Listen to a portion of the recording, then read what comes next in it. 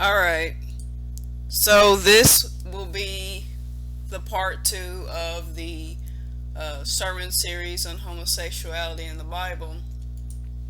And this time we'll be talking about Leviticus 18:22 and 20:13, and we'll dig some into Romans 24 through 27, 28 through 29. Um, so we're gonna get into this. I'm pretty excited about this one. I think the part in Leviticus is probably the verse that is used the most to put down gay people. So I'm excited about that. To get into that, it's a lot simpler than what we've made it. But in order to get to the simplicity of it, you kind of have to get all the details and the context of everything. And then when you get it, it's like, oh, you serious? That's all this was really about? And then you find out that there's more to it. You hop over to Romans and find out it's just the same stuff. Um, so, just going through some stuff in my notes here. Wanted to start this off first going over some of the false gods in the Bible. So, right here I have a list, and I'll just go over some of it here with you. I'm gonna describe some of the false gods you can find and tell you the verses that they're in. And I just wanted to start off saying that I went and looked this up online, and then I checked it through some of my Bibles. I have a few different translations here: King James, New King James, and the Amplified Bible. And what I found is, in the King James and New King James, there are verses that have the names of false gods in them, but there are some verses where I guess it just kind of describes it more so than gives the name of it, and then the Amplified actually gives the name. So if you have a Bible, whatever Bible you have, if I give the name of a verse and you go there and you see that it doesn't have the actual name of the false god there, it just kind of describes something of it, then it's probably there but in a different translation, like the Amplified, for example. So just throwing that out there so that nobody gets too confused and we're all on the same page here. But just starting off here, there's Ammon, and I don't know if I'm pronouncing all these right, but I'm going to do the best I can. There's Ammon, the chief god of Egypt. He's found in Jeremiah 46:25. Asherah, a Canaanite goddess, Exodus 34:13 through 14. There's Beelzebub, a popular deity of the Philistines, described as the prince of the devils in Matthew 12:24, Mark 3:22, and Luke 11:15. There is Zeus, patron god of the city of Lystra, Acts 14:12. Hermes, Roman god also known as Mercury, Zeus's attendant and spokesperson, found in Acts 14:12. Castor and Pollux, sons of Zeus, known as the guardian deities of sailors, in Acts 28:11. Bel, chief deity of Babylon, a sun god, Isaiah 46:1. Chemosh, chief god of Moab, found in 1 Kings 11:7. Dagon, a fish god worshipped in Babylonia and Philistia, Judges 16:23. And there's Diana, Roman goddess also known as Artemis in the Greek, Acts 14:12. Moloch, chief deity of Ammon, 1 Kings 11:4 through 5. So here's a list of some fertility gods that are in the Bible. I've named some false gods, but these are specifically some of the fertility gods. There's Astera or Ashtaroth, a goddess of war and fertility, also known as Ashtoreth, Ashtorethite, Ishtar, Ithtart, Astarte, Aphrodite, and Venus. Judges 2:13, 1 Samuel 7 3 through 4, and 1 Kings 11:5. Then there's Baal, a Canaanite and Phoenician god of fertility and rain. Judges 2:10 through 13. And there's Tammuz, a Babylonian fertility god. Ezekiel 8:14. So just stopping right here for just a moment to say some things to kind of give you some historical context of how things kind of went down in the Bible days with this type of stuff. So there's different kinds of false gods, and basically what it all comes down to is this: we have God, the one true God, the God of the Bible, the Lord. So we have God, and He's the God that we're supposed to go to for all of our needs. And these people, you got people who worshiped God, but then you had people who knew who God was and knew He was the only one true God. But a lot of them wanted to do things their way. They wanted things, and they had prayers and things that they wanted, but the thing about it was, with God, you got to be in a covenant with Him. You got to be in agreement with Him on things. He has a way that He wants you to live. And He wants to do things for you, but He wants you to live the way that He wants you to live. And a lot of the people, these people who worshipped false gods, were people who did not want to do things God's way. So since they didn't want to do things God's way, and they weren't holding up their part of the covenant, then it was wrong for them to expect God to do His part of the covenant. So when they weren't getting things done the way that they wanted through God, because of their disobedience, they began to basically make up false gods. And some people will say, well, they're basically worshiping nothing. And then some people will say, well, if God's the one true God, then how can there be other gods? Obviously there's other gods, and maybe the God of the Bible is jealous of the other gods. Well, let me explain. And I already explained this, but I explained this in the first part, I believe, if I'm not mistaken, in part 1 of this series on homosexuality. But just to go back over it again, not too much, but just a little bit. What's actually going on is they may not necessarily be worshiping nothing. What they're probably worshiping is demons. And as I explained already, basically when you look at the fall of Lucifer, and you look at how he told them, he was telling the angels that left with him when he was forced out, that if you did things the way that he said and you rebelled against God, then you could be gods. You could be like gods, And the way he fulfilled that promise is, when they were forced out of heaven, and of course a fallen angel is essentially a demon. That is, when we here on earth worship false gods, that's what we're doing. It's demon worship. And that's how Lucifer, who is now Satan, was able to fulfill that promise. They are gods when we worship them. Whether you knowingly worship demons or worship the devil, or you're a Satanist or Luciferian or whatever, that's devil worship, but also the worship of false gods and idols.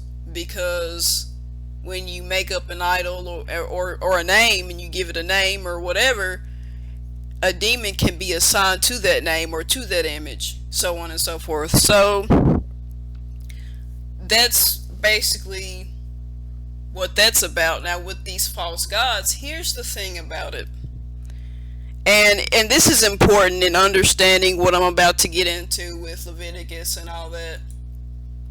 You have these false gods, and there are ways that they worship them. For example, with some of these false gods like Moloch, what they did with him, one of the ways they worshiped this idol was they, for example, would have a statue built of them, and they would have this, altar and everything, and they would have this area in front of the statue, where they would have a fire, and they would sacrifice their child to the statue, to Moloch. They were burning their kids and stuff in a fire. So that was one of the ways, or even just giving up. The men thought giving up their seed, their sperm or whatever, would be a type of worship. So they did that, and also with, for example, fertility gods. Okay, in these biblical times, and even today, still a lot of times, a big thing for people is to carry on their seed line, to carry on their family name. And if, for example, let's say a guy is sterile or a woman is barren and they can't reproduce, they would look at it as, if we worship a fertility god or goddess or whatever, we would be able to reproduce and have a lot of kids. Also, not even just with, humans and, our bodies, but with other things, reproduction and other things. If they had crops and they wanted more, and they wanted more production in their crops, going through a fertility god or a goddess would be a way of having more of that. Even with animals, if they've got livestock and they want more production in the animals they're raising for more food or whatever it is that they're using animals for. Well, hey, let's go to this fertility god or goddess. And in all these different places and cities and things, each place you would go to, they would have usually a specific god or goddess that was probably the most popular in that area at the time. And they would make images like statues and stuff. They would have them, like, maybe not only up on hills, but they may have groves or these hidden places where they would set up temples and things like that, where they would go in and have the priest for their god or goddess, and they would go in there and worship.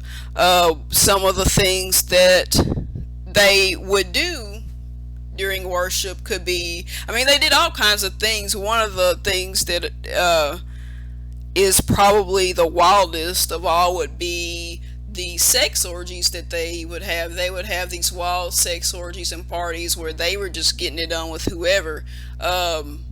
It could be anywhere from just friends getting it on, to guys having sex with each other's wives, to having sex with kids, molesting them, raping people, because they would actually have people be kidnapped or be in a sex slave trade or something like that, who they would preserve for that purpose, and they would, rape them, whether it be a kid or an adult, rape or molest them. They would, and sexual orientation wasn't nothing. They were just all having sex with each other. It didn't matter if you were sexually attracted to them or not. It could be, a guy and a woman, or two guys and two women. Sexual orientation wasn't the thing. It was just, they were just getting it on with whoever.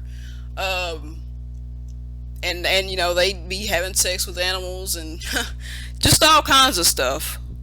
And so that's what they were doing. But anyway, they would go into, for example, a temple, and they would have the person who, I guess you could say, was a representative of the god or goddess that they were worshiping, and they were kind of like an intercessor to that god. And they may even be dressed up as what that god or goddess supposedly looked like, whatever.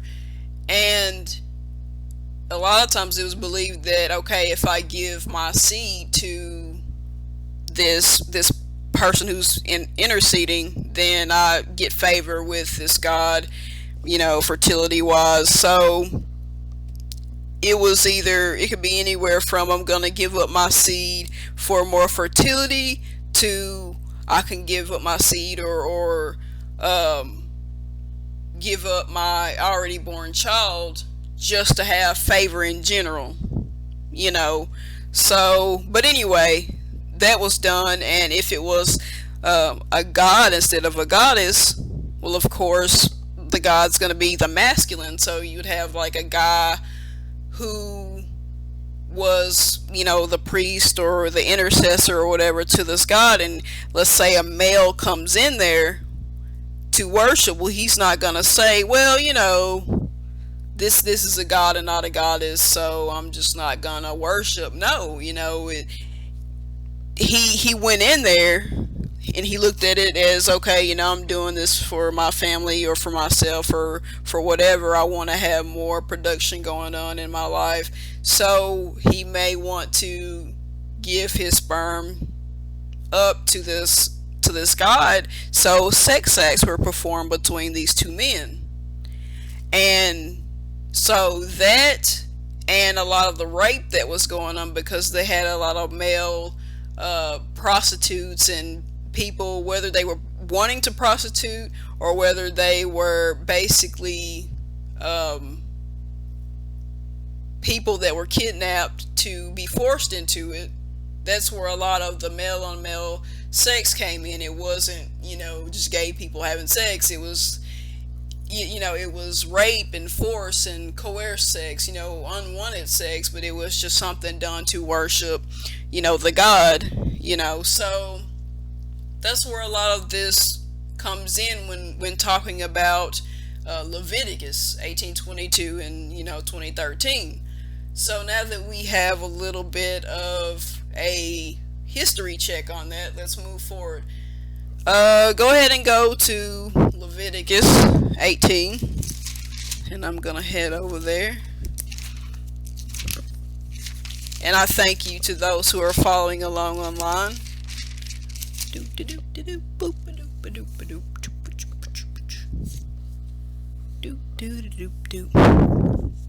Alright, so of course Leviticus 18:22. Thou shalt not lie with mankind as with womankind, it is an abomination. So that one is definitely one used a lot. Let me scoot over here to 2013 right fast too and read it. Okay, Leviticus 2013. If a man also lie with mankind as he lieth with a woman, both of them have committed an abomination. They shall surely be put to death. Their blood shall be upon them. Alright. Now, going back to Leviticus 18:22 here.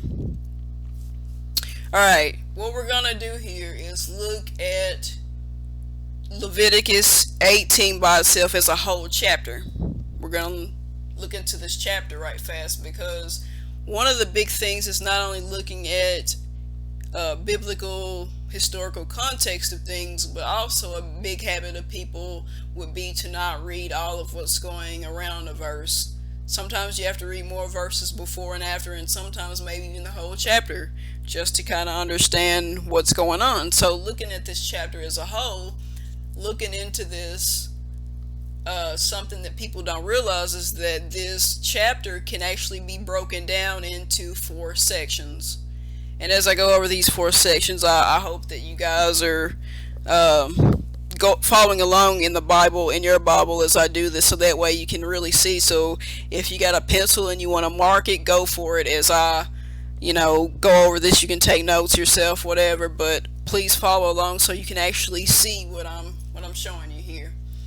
Alright, so the first section that this can be broken down to, this chapter, is verses 1 through 5. And I'm reading my notes here as I'm going along.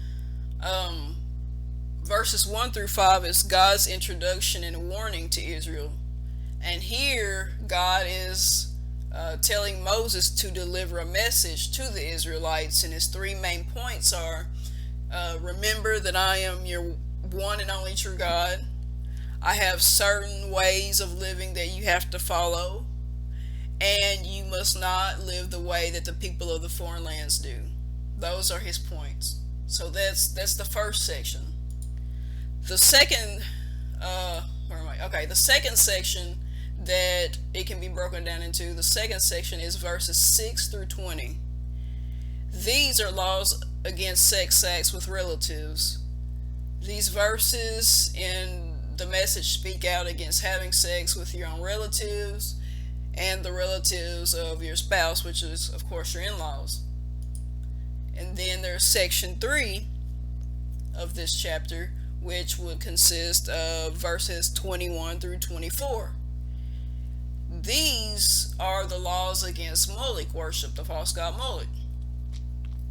And of course, this was one of the ones that, one of the gods that they were big on worship or sacrificing their kids to in the fire. So,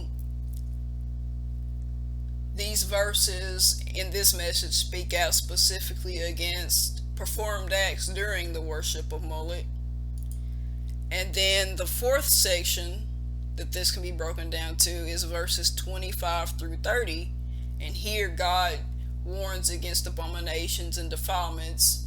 And basically here God is just re-warning us of the ways and abominations of the foreigners, the Gentiles. He also explains and emphasizes how defiling yourself and your land will cause you to be driven out of your very land. So, so that's what that one is, that section. So, alright, so if you look at, where am I, 22, starting at 21, on verse 21, which is right before 22, the one about not lying with a man as you will with a woman. Here in 21 it says, and thou shalt not let any of thy seed pass through the fire of Moloch, neither shalt thou profane the name of thy God, I am the Lord. So right here we see it. We see that this section is talking about Moloch worship, and it starts off saying, hey, don't let your seed or your sperm or your children pass through this fire to Moloch. And then it goes right into saying, thou shalt not lie with mankind as with womankind, it is an abomination. And then right after that verse it says, neither shalt thou lie with any beast to defile thyself therewith, neither shall any woman stand before a beast to lie down thereto, it is confusion. So that right there was another way of worship, was having sex with animals. So he's saying, hey guys, don't be out here humping these animals, and women, don't be out here squatting in front of them and laying down in front of them with your legs up trying to get the animals to get in you. Don't do that. Don't do that. That's how they worship false gods. So because of that, that's not what I want you to do. So but anyway, moving forward, one of the things that I wanted to get into was the word lie itself, because lie, it just seems like lie. You can read it and you can see right off the bat what the context is, whether it's, lying down or telling somebody a lie or lying with somebody isn't having sex with them. So it could mean a lot of things. And, it will seem obvious. You just read it and you know what it means. But when you dig a little bit deeper, it gets pretty interesting. So let's see, where do I want to start at here? Where do I want to start? So I already went over how in Leviticus 18:23 it says, neither shalt thou lie with any beast to defile thyself therewith, neither shall any woman stand before a beast to lie down thereto. Now, in this verse, we see that lie, the word lie, is used twice. There's two sections in this verse, two pieces of the verse, and in each verse lie is used. Now, here's the first part: neither shall thou lie with any beast to defile thyself therewith. Alright, this shows the act of wanted sex with an animal, and the Hebrew word that this lie comes from is translated from the word shekobeth, and this means, here's the definitions of it: a sexual lying with or copulation. So of course it's just sex. So lie in this particular part just means sex, just consensual sex. Well, in the second part, which is neither shall any woman stand before a beast to lie down thereto, this shows the act of placing oneself into a sexual position in a way that coaxes an animal into a sex act. Well, if you look at what the Hebrew word is for this lie in this area, it is translated from the word rabba, which means things like to squat or lie out flat in copulation, or to lie down. So as you can see, just looking at what lie meant in the original language, when, of course, when the scriptures were first written, and God inspired and everything before it was translated 50 billion times or whatever, we see that just looking at what the word for lie was, we see already that that word meant not just going right into sex, but the squatting or the lying down of it, which is what was happening in that particular part of the verse. It was, the woman getting down into a position for the animal to be coaxed into having sex. So again, it seems pretty fairly simple. You're probably thinking, well, why is this important? This is obvious. Well, I'm getting there. You're gonna see why, and it's gonna make a lot of sense, and you're just gonna be like, oh wow, this this is probably a little bit more important than I thought. So moving on here. Again, noticing how when we go back to the original language, it helps us understand better. And also, I wanted you to notice too that both of these different words for lie all was about consensual sex, not anything forceful. So again, we've got the word lie here, and in looking at Leviticus 18:22, thou shalt not lie with mankind as with womankind, it is an abomination. We have the word lie in this verse, and what we're going to look at here is the Hebrew word shakab. It means things such as to lie down, to rest, to sleep, to die, to have sex, or to have sex by force or by deceptive coercion. So as we see with this word, this Hebrew word shakab, it has a lot of different meanings. Like I said, anywhere from, lying down to resting to sleeping to laying down and having sex. But with this word, it can mean consensual sex, wanted sex, or it can be one by force or some type of deceptive coercion. So this can be possibly rape, depending on, the context. So we see this word, and what we're going to get into now is 20:13, the Leviticus 20:13 right fast. Leviticus 20:13 says, if a man also lie with mankind as he lieth with a woman, both of them have committed an abomination. They shall surely be put to death. Their blood shall be upon them. So this verse is very similar to 18:22, but here we see the same scenario that we saw in Leviticus 18:23 earlier.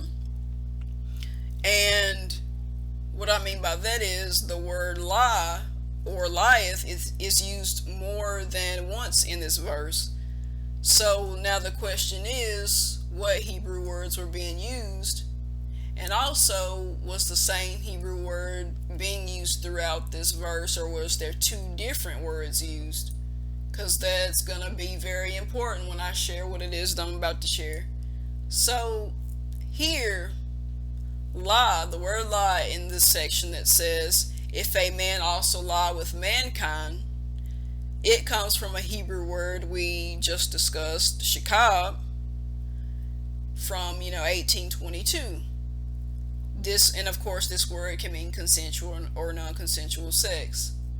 Lieth in the section that says, as he lieth with a woman, comes from a different Hebrew word. It comes from the word mishkab, and this word means a bed, a couch, a place to lie, the act of lying, and carnal intercourse. So this section is speaking only unwanted consensual sexual acts. Here's the thing. We see that in this one particular verse,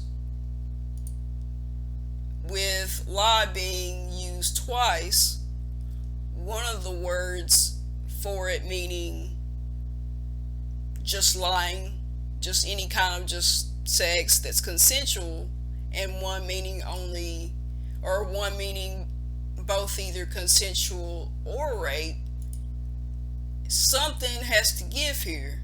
Because why, the question is why use two different words that can mean lie as we know it today in one verse, but for both of them to mean the same thing? Does what I'm saying kind of make sense? Why not just use the same word both times in this verse instead of using, different ones? Well, it's like somebody once told me before, God doesn't mix up words. He's not just throwing them around in a pot. There's got to be a reason for it.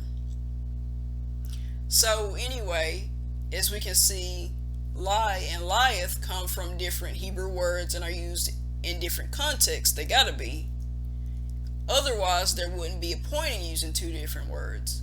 So here we see the Hebrew word mishkab could have been easily used both times, but because the section that said if a man also lie with mankind is about male prostitution, rape, and deceptive coercion, and not loving consensual sex between two males, it was crucial that the word shakab be used. Lie in the section that says if a man also lie with mankind comes from the Hebrew word we just discussed, shakab. And again, remember, this word can mean either consensual or non-consensual sex. So lieth in this section that says as he lieth with a woman comes from a different Hebrew word. It comes from mishkab. It means a bed, a couch, a place to lie, the act of lying with carnal intercourse. So this section is speaking of wanted consensual sexual relations. So therefore, Leviticus 18:22 would be better translated as a man should not rape or force sex upon another man, just as a woman submits to sex with him. So now we have a better idea of kind of how, by being translated so many times, how these writings have been translated so much, we have so much lost along the way that could really help us understand things better. But I hope by telling you what I just said that it helped out a lot by itself. So I'm going to go ahead and get into Romans, and again, I hope that helped out a lot as I'm turning here to Romans. I hope that you are following along with me on that.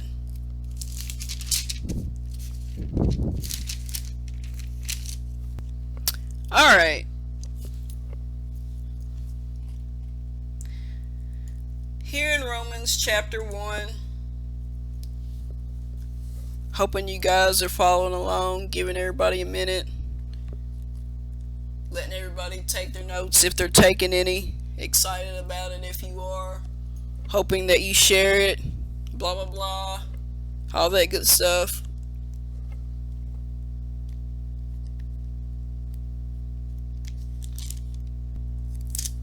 Alright, so here we are. In Romans, and I think I might have made a little bit of a boo-boo. I said verses 24 through 27 and then 28 through 29. It's supposed to be 28 through 30, I believe. Or no, 31 that I was going to go through. I said just through 29, but I'll go ahead and wrap the whole thing up. Alright, so, and of course I could just say 24 through 31 or whatever, but of course, I'm just putting an emphasis on the fact that usually sometimes people will just use 24 through 27, and some people will go through the whole thing, 24 all the way through 31. But anyway, I'll just go ahead and finish this on up here. So I want to start at 24, chapter 1, 24, and read where a lot of other people read off when they're going to put gay people down, and then I will go over some things. Verse 24, wherefore God also gave them up to uncleanness through the lust of their own hearts, to dishonor their own bodies between themselves, who changed the truth of God into a lie, and worshipped and served the creature more than the Creator, who is blessed forever. Amen. For this cause God gave them up to vile affections, for even their women did change the natural use into that which is against nature, and likewise also the men, leaving the natural use of the woman, burning their lust one toward another, men with men, working that which is unseemly, and receiving in themselves that recompense of their error which was meet. And even as they did not like to retain God in their knowledge, God gave them over to a reprobate mind, to do those things which are not convenient, being filled with all unrighteousness, fornication, wickedness, covetousness, maliciousness, full of envy, murder, debate, deceit, malignity, whisperers, backbiters, haters of God, despiteful, proud boasters, inventors of evil things, disobedient to parents, without understanding, covenant breakers, without natural affection, implacable, unmerciful, who knowing the judgment of God, that they which committeth such things are worthy of death, not only do the same, but have pleasure in them that do not, or that do them. So, the first chunk of this, the 24 through 27, and of course, just to get you an idea for those that aren't following along, to get you an idea of where we ended off here. We end off on the area that's talking about the unnatural lusts and things like that. In other words, it's before we get to that long list of evil things like fornication and wickedness, covetousness, all that. So this area, 24 through 27, is the part that's used a lot by people who want to put down gays. They're saying that we are these people who have these vile affections, and we just have these unnatural desires, and God is just all against us, and all these other things. We've turned our backs on God, blah blah blah. Well, again, taking it all into consideration, and from what we've just learned about Leviticus, is that the reality of it is, even though Leviticus is way back in the Old Testament and Romans is way up here in the New Testament, we see a lot of things still haven't changed. We see that there is still a lot of paganism and people who just are not gonna obey God and do what it is that He wants. And as I go back here in Romans and read a little bit more to see what is actually causing all of this stuff to happen that I just got done reading, we will see that this is still the same type of stuff going on. It's still people who have decided not to worship the one true God. They got all busy in their imaginations and started making up false gods and worshiping them. And what is described in 24 through 27 is not just a bunch of gay people being like, screw you, God. What we actually just got done reading was actually just a part of the worship that they were doing, straight men were doing with these false gods. And a lot of it, again, was done for the purpose of, just either getting favor with the god, or some type of worship of some fertility god to basically have more reproduction in their family. Keyword family. If they have a wife and they're trying to have more kids, I don't think these are a bunch of gay guys just being a douchebag to God. It's pretty obvious that that's what this is really about people just turning their backs on God and worshiping other gods. Well, how do we know this? Well, again, I'm gonna back up some, get a little bit more of this chapter in to see if that's how all this started off. So, starting right here at verse 18, I'm gonna go back and read more so we can get an idea of how this is all starting out. So, verse 18. For the wrath of God is revealed from heaven against all ungodliness and unrighteousness of men who hold the truth in unrighteousness, because that which may be known of God is manifest in them, for God hath shown it unto them. For the visible things of him from the creation of the world are clearly seen, being understood by the things that are made, even his eternal power and Godhead, so that they are without excuse.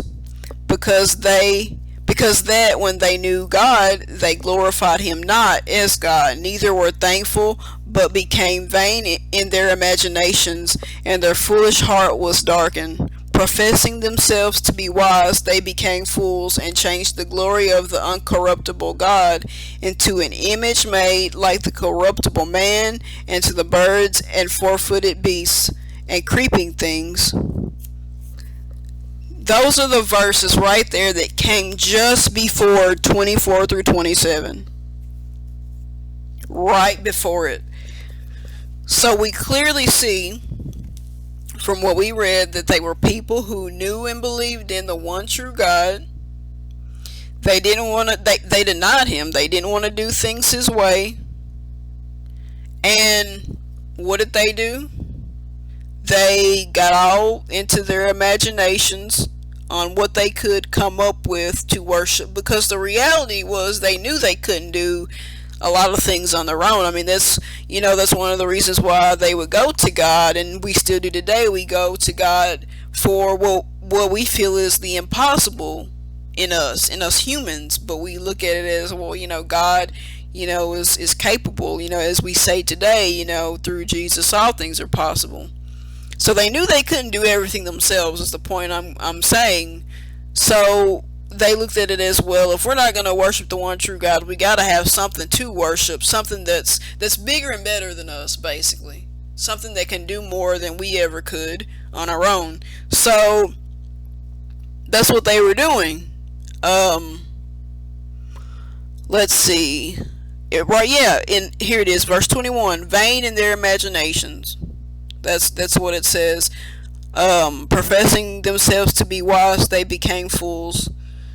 Right here in verse 23, and changed the glory of the uncorruptible God into an image made like to corruptible man, and to birds, and to four-footed beasts, and creeping things. So this goes back to what I was saying when I was talking about in Leviticus, right before I started talking about Leviticus, how they worship not only, gods, in the image of men, but even animals, beasts, four-footed beasts, and other things like that. They worshipped all kinds of things, and we see it right here. They took the the glory of God, and they changed it to from the uncorruptible to the corruptible, something that can be corrupted, something that can die. Our God can't do that, but that's what they were trying to do, and that's what all this stuff has led up to. And what kills me too, at least here's the thing, at least the people who use the verses 24 through 27 are smart enough not to keep going on and go all the way through verse 31 or 32, because when you look at these verses, which is the list of all these different characteristics of the people described in 24 through 27, we see that it doesn't describe gay people. It just describes people in general. It just describes anybody. I mean, these characteristics can be in anybody. I mean, so the people that start off at 24 and go all the way down to the end, it's just like, are you serious? You're going to use all this to put gay people down? And you probably know gay people that don't fit the description of anything in these lists, and at the same time, you probably know some straight people who do. So again, going back over the list, just to jog your memory in case you're not following, with the Bible. Starting at 29, being filled with all unrighteousness, fornication, wickedness, covetousness, maliciousness, full of envy, murder, debate, deceit, malignity, whisperers, backbiters. In other words, I guess people that stab you in the back.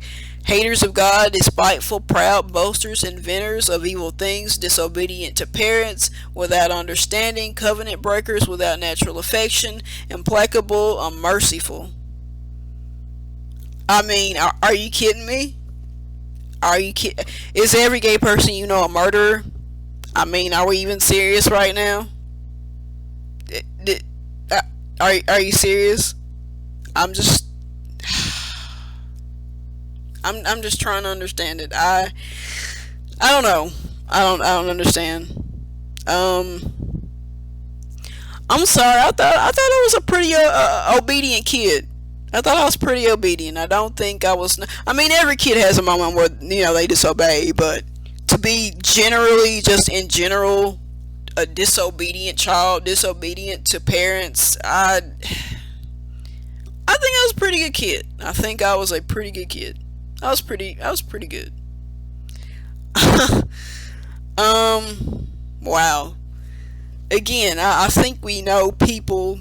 I mean, even as I read this, there may have been people that just came to your mind. Just people in general of just whatever orientation, whatever skin color, whatever, gender, whatever. There are probably people that came to your mind and you were just like, man. I mean, even now, think about it. Just think about it. Just think about what I just listed off in this list. And you can probably think of just all kinds of different people that just fit the description of at least some of the stuff in here. And you're probably thinking, man, that person sure is just full of envy, or man, that kid, he never obeys his parents, or man, that person is just full of pride right there. He's just so proud of himself, and I can't believe he's proud of that. Why is he so proud of such a bad thing that they did? Or man, that right there is a hater of God. They don't even believe in God, and every time they get together with some of their other buddies that don't believe, all they do is just trash the name of God and blah blah blah blah blah. And here's a good one, backbiters. Man, I can't believe they don't see that they're being stabbed in the back. I mean, come on, people, let's just take a moment of using common sense. I think we all know that this can be for anybody. It doesn't have to have anything to do with sexual orientation. But anyway, I just thought I would put an emphasis on that part about how that was just absurd. But I want to talk one more thing, and I've gone through Leviticus, I've gone through how this goes hand in hand with that. Let me mention something else to wrap this up. And what I want to do is show you that, and some of you probably know, some of you don't, but for those of you who don't know, this is actually the chapter, and 27 is actually the verse in particular, but this is also the one that is used to say that AIDS is God's wrath against gay people. And yeah, it's, yeah, I know some of you are probably just listening to this and this may be your first time hearing it and you're probably thinking, are you freaking kidding me? No, I'm not kidding. But let me just read this here. Verse 27, and likewise also the men leaving the natural use of the woman burn in their lust one toward another, men with men working that which is unseemly, and receiving in themselves that recompense of their error which was meet. So let me stop right here and go over to the New King James. I'm reading out of the King James, but let me hop over here to my New King James translation, because this is the one that is used the most, because it's easier to understand, I guess, what's being said. But right here, that part right there that says, and receiving in themselves that recompense of their error which was meet, in the New King James it says, and receiving in themselves the penalty of their error which was due. So, since this is the one that's used so much, because we all know what penalty means, it's, it's the punishment. So, God's punishment or your penalty is going to be receiving AIDS for this shameful act that you're doing, being gay, and just all this gay sex and blah blah blah blah blah. Here's the thing about that. Right there, the penalty of their error which was due. Due being the key word here. Since we want to do this whole penalty thing, yeah, let's do that. Let's look at the whole thing and look at this due word.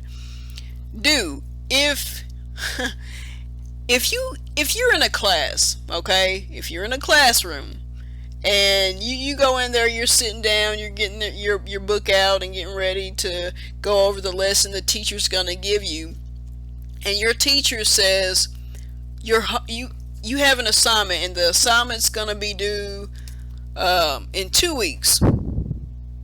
That means that you have 2 weeks to work on your assignment, and then when this 2 weeks is up, the teacher is going to expect it to be done, and she is going to take it up because that's when it's due, and you better have it or else you're just not gonna get your grade for it, and that's gonna suck. So if the teacher says your assignment is due at the end of this class period, it's got to be due at the end of the class period. It's going to be given to her before you leave the class, basically. So if she says, okay, your assignment is due right now, or simply put, your assignment is due, what does that mean? That means right then it's due. You got to give it to her now. She's expecting it at that moment. She's expecting at that moment you have it ready and you're about to give it to her.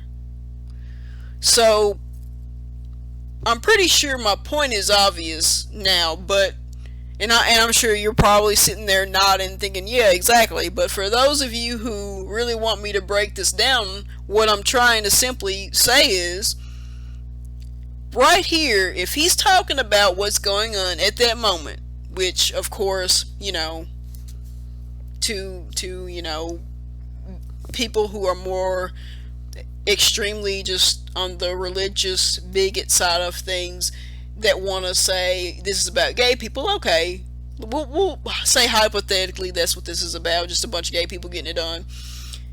If that's what this is about, and then there's the part that says, and receiving in themselves the penalty of their error which was due, and that's supposed to be about God giving out AIDS, well, doesn't that mean that God is giving it out to them then? Right? Because it doesn't say he's the receiving in themselves the penalty of the error which was due at that moment, or which was due in 5 minutes, or which was due when they got done doing the getting jiggy with it with each other. That's not what it says. It just says do, period. So, with that said, whatever punishment he was dishing out, it had to happen then. It was due, not due in 2 weeks. It was due then. So, if this stuff was written so many years ago, thousands of years ago or whatever, and here we are today with AIDS, which is more of a recent thing, wasn't this like somewhere around the, what was it, the 60s or something like that when AIDS was really becoming known or something like that? Point being, this is a more recent thing. It's not something that was happening in Bible times, is my point. So if this wasn't happening then, if AIDS wasn't around then, how can this be the penalty that was due, period? It doesn't make any sense at all. I mean, again, this is just a moment of using just a little bit of common sense to see that uh, it doesn't make any sense. But anyway, I hope that you enjoyed this session. I hope that you learned a lot here. I hope that I made enough valid points to show you what Leviticus was about and Romans here in these sections. And I just hope that I made a lot of sense. I hope that I took the time to break it down well. I'm sure there may be some of you thinking, hey, I'm glad somebody finally did sit down and break it down with me better than what I've ever had it broken down before. And if that is the case, I'm excited. I am honored that I explained this to you in a way, because I mean, I've had to really study this and study books on it and come back to it and study it again to understand it, because I kind of felt like I didn't really have someone here in my area where I live, here in little Newport, Arkansas, to explain to me what this was about, to sit down and break this down to me, because either people didn't know, or they didn't have that good of an understanding, or they had the really stereotypical messed up version of this just being about a bunch of gay people and how God just hates all of us and it's our fault whenever a tornado or hurricane or or earthquake happens here in America. It's always our fault, right? You ever come across, seriously, have you ever come across that before, by the way? Anybody out there listening, you come across those people that are just like, when those two women kissed on that episode of that show that night, this is the reason why 3 months later that the earthquake hit in this country. I mean, seriously, there are seriously people that do that. You gotta understand. Like, don't get me wrong. Please don't get me wrong. I understand. I do. I understand that, you got prophecies and things that have to be fulfilled, and there are things that happen, and there are cause and effect things where if something happens, then this is going to be the result of it. I get that. But I'm having a hard time understanding how, because if a straight person, for example, plays a gay person on a TV show, how if they eventually die, because I mean, of course, all of us are going to eventually die. I mean, we go through death unless you live through the rapture, but you get what I'm saying. Because one day, you heard in the news that they passed away.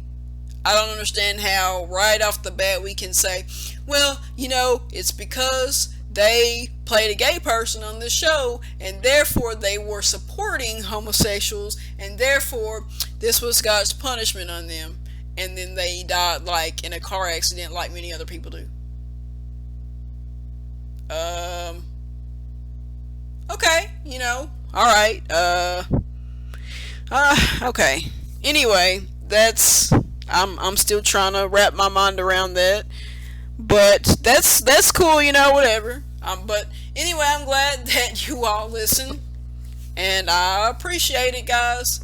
So now that I have that wrapped up, I hope I did a pretty decent job. I'm going to go ahead and take us out in a quick prayer and let you guys get to, I guess, part 3 of this, if you're listening online.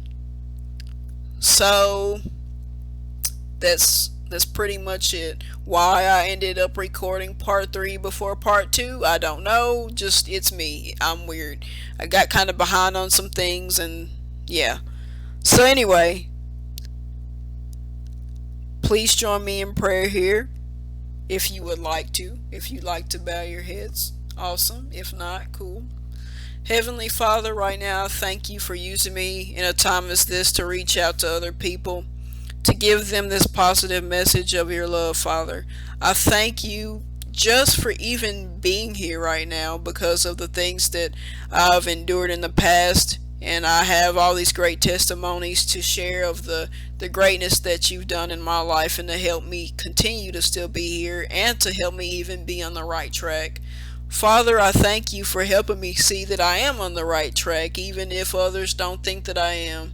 Father, I thank you for the braveness that you've instilled in me to even be doing this in the area that I'm doing this in. That right there is just big by itself. I think that's pretty safe to say. Father, I thank you for all the people who are listening.